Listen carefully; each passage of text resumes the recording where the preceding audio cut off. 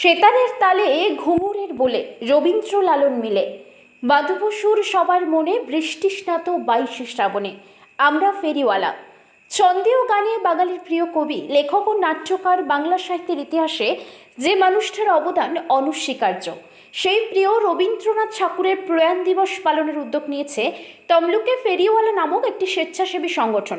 আগামী 7ই August Tamluk hospital মোড়ে এদিন রবীন্দ্র ভাবনায় নাচ, গান, কবিতায়, নৃত্য লেখা সহ নানান অনুষ্ঠানের মধ্য দিয়ে রবীন্দ্রনাথ ঠাকুরের প্রয়াণ দিবস পালন করা হবে। এমনটাই জানান যেহেতু 22শে শ্রাবণ, তাই আমরা ফেরিওয়ালা রবির কথাই গল্পে আমরা যেটা 22শে শ্রাবণের শেকড়ের খোঁজে আমরা চলেছি। তাই এবছরই আমরা ফেরিওয়ালার নামে এই হাসপাতাল মোড়ে আমরা প্রথম নিবেদন করতে চলেছি 22শে শ্রাবণ রবীন্দ্রনাথের কিছু চর্চা, কিছু গান এবং কিছু তার মধ্য দিয়ে শ্রদ্ধা জানাতে, এবং আগামী দিনে এই প্রোগ্রামগুলি বিভিন্ন জায়গায় যাতে আমরা এই ধরনের প্রোগ্রামগুলোকে ছড়িয়ে দিতে পারি তার একটা প্রয়াস। যেরকম ছাত্র থেকে শুরু করে যুব সবাই এবং বৃদ্ধ আমাদের সঙ্গে সমস্ত কিছু আছে, সবাই মিলেমিশে আমরা উদ্যোগ নিয়ে এখানে করতে চলেছি। তাই সেই প্রোগ্রামটি 7ই আগস্ট এই হাসপাতাল মোড়ে অনুষ্ঠিত হবে। আমাদের এখানে বিশেষ প্রোগ্রাম যেটা করা হয়েছে যে আমরা বিকেল 5টার সময় এখানে 22শে শ্রাবণের প্রোগ্রামটি শুরু করব। সেই কর্মসূচিতে আমাদের মূল যে আকর্ষণগুলি আছে তার মধ্যে একজন খুব প্রখ্যাত রবীন্দ্রসঙ্গীত শিল্পী, যিনি খুবই প্রখ্যাত, উনি 5টা থেকে শুরু করবেন।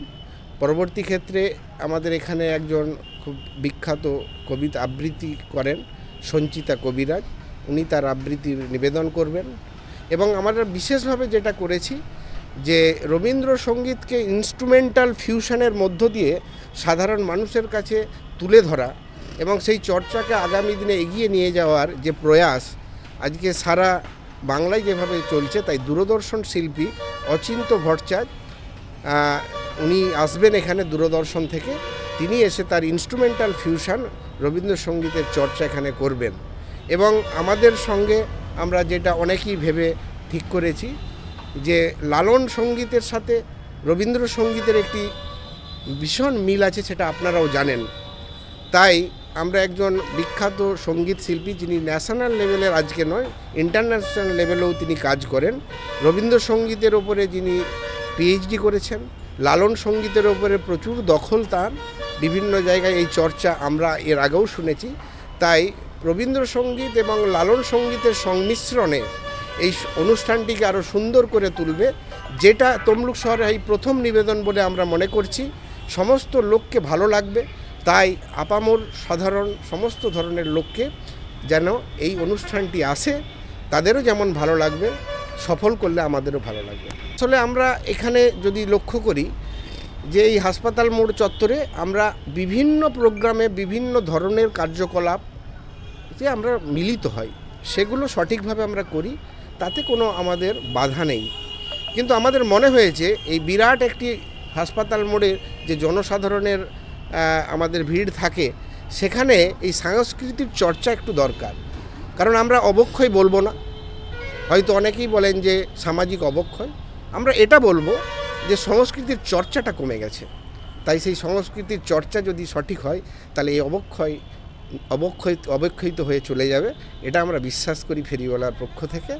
সেই উদ্যোগ নিয়েই আগামী দিনে যাতে এই সংস্কৃতির সামান্যতম চর্চায় আবার পুনরায় গ্রামে গঞ্জে, হাটে বাজারে, স্কুলগুলিতে, পাড়ায় পাড়ায় আবার এই অনুষ্ঠানগুলি অনুষ্ঠিত হয়, সেই প্রয়াস আমরা এখান থেকে যে শুরু করলাম সারা বছর ধরেই আমরা করতে থাকব।